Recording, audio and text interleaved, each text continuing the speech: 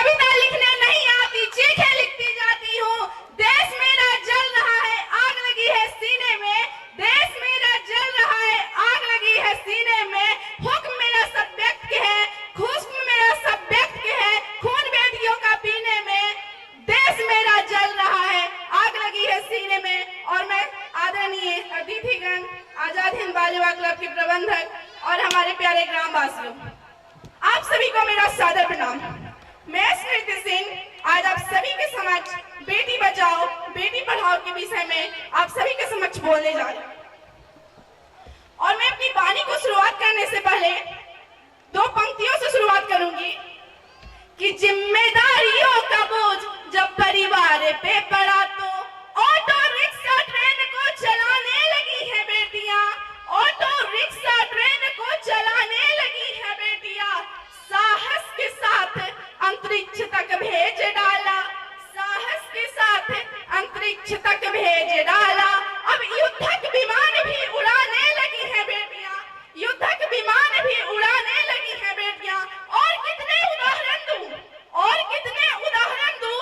हर शक्ति क्षेत्र को आजमाने लगी है बेटियां, हर शक्ति क्षेत्र को आजमाने लगी है बेटियां।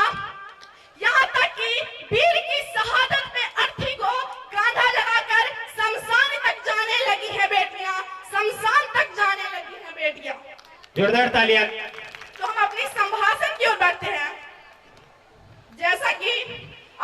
जैसा कि श्री नरेंद्र मोदी द्वारा 22 जनवरी 2015 को पानीपत में बेटी बचाओ बेटी पढ़ाओ अभियान शुरू किया गया और उन्होंने यह भी कहा कि बेटा बेटी एक समान, सभी पढ़ेंगे सभी बढ़ेंगे।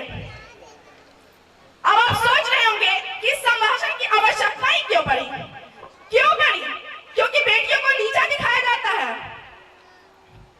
बेटा बेटी एक है, इन सभी की नारी तो हम अवश्य लगाते हैं, लेकिन क्या कभी हमने अपनी आत्मा से पूछा है कि क्या हम दोनों को एक समान मानते हैं? नहीं, हम दोनों को एक समान नहीं मानते हैं। तभी तो हम बोलते हैं बेटी बचाओ बेटी पढ़ाओ, यानी हमारे दिमाग में कहीं न कहीं है कि बेटी बेटों से कम है।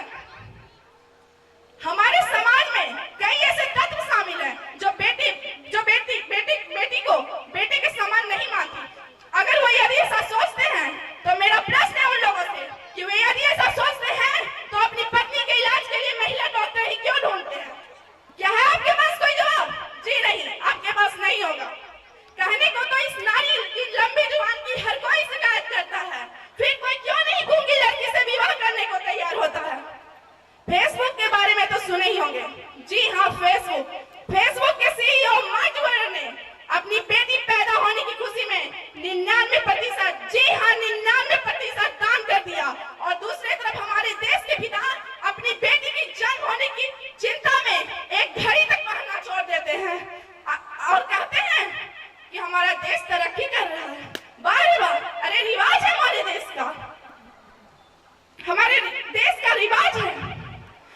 बेटियों को तो शुरू से ही हमेशा नीचा दिखाया जाता है, बेटियों को हमेशा नीचा दिखाया जाता है और कहते हैं नहीं हमारे बेटी बचाओ बेटी पढ़ाओ, लेकिन बेटी को हमेशा नीचा ही दिखाया जा रहा है। और मैं अपनी वाणी को विराम देते हुए कुछ शब्द कहना चाहूंगी कि माँ की पैरों की धूल किसी चंदन से कम नहीं, आपकी तालियां किसी अभिनंदन से कम नहीं। माँ की पैरों की धूल किसी चंदन से कम नहीं और आपकी तालियां किसी अभिनंदन से कम नहीं। अगर आप एक बार बजा दे जोरदार तालियां तो मुझे ऐसा लगेगा कि मेरा प्रयास किसी आईएएस ऑफिसर से कम नहीं, किसी आईएएस ऑफिसर से कम नहीं। धन्यवाद। आप सबका दिन शुभ हो। जुनून सा दिल में जगाना पड़ता है। पूछा चिड़िया से कि घोंसला कैसे बनता है, वो बोली कि तिनका तिनका उठाना पड़ता है।